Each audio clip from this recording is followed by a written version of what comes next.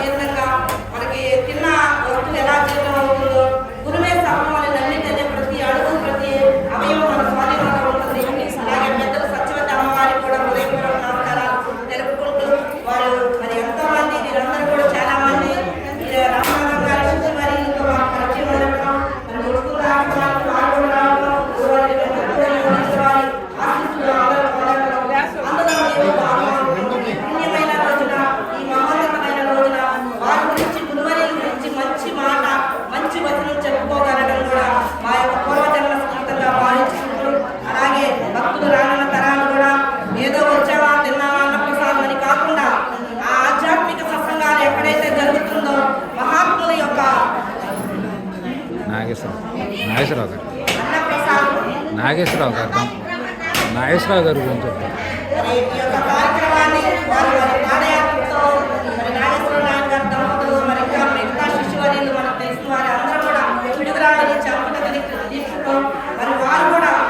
వారు కూడా జన్మాంతుగా పుణ్యం చేసుకుంటేనే మనందరికీ జ్ఞానమూర్తిగా ఈ ప్రపంచంలో వారు స్థానం మంచి మహోన్నతమైన జీవితాన్ని గడిపి ఇంతమంది జనానికి మార్గదర్శకంగా ఉండడమే సామాన్యమైన విషయంగా వారి యొక్క శ్రీకృష్ణ పరమాత్మ విగ్రహాన్ని పొంది ఈ యొక్క మానవ జాతిలో పరిపూర్ణత జన్మగా జీవించడం అందరికీ కూడా పరిపూర్ణ బోధ ఎరుకతో మానవ జీవితం అంటే ఏమిటి, మరి గురుతత్వం అంటే ఏమిటి వారు ఎంతో చాలా మందికి తెలియపరచడం ఈ శ్రీనగరం నుంచి రామాపురం అలాగే మరి హనుమంతరాయణ గారికి అలాగే విడిదిరాల్లో వారి యొక్క పీఠాన్ని మహోన్నతంగా నిర్మించుకోవడం ప్రతి మహిళా తల్లికి ఈ యొక్క కార్యక్రమంలో పాల్పంచుకున్న ప్రతి గురువులకి భక్త మహాశయులందరికీ కూడా ఆ యొక్క గురుదేవుల అనుగ్రహం కలగాలని కోరుకుంటూ మరి ఎంతో మంది మహాత్ములు కూడా సందేశం ఇచ్చుకున్నారు. వారందరూ కూడా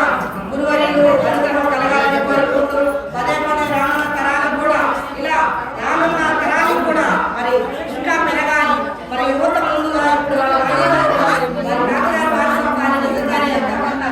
అక్కడికి పంపించడం అంటే ఆ యొక్క బీజాలు రక్త స్పర్శ రక్తం ద్వారా వస్తుందనేది చెప్పలేం. కానీ వారు మా తాతగారు ఇంత గొప్ప మహోన్నతులను చూపించడం ఆ కుటుంబం కూడా మరి కొడుకులు వారు కూడా మా తండ్రి మరి మాకే తండ్రి కాదు ఈ లోకానికి తండ్రిగా మారడం అనేది గుర్తెరగడం చాలా పుణ్యశుభంగా ఆ యొక్క గురుదేవుల ఆజ్ఞ అందరికి కలగాలి. రానున్న తరంలో మన శ్రీనగరం గ్రామ ప్రజలు ఇంకా ముందు బాగా పాల్గొనాలని కోరుచుంటూ భక్త మహాశయులందరికీ కూడా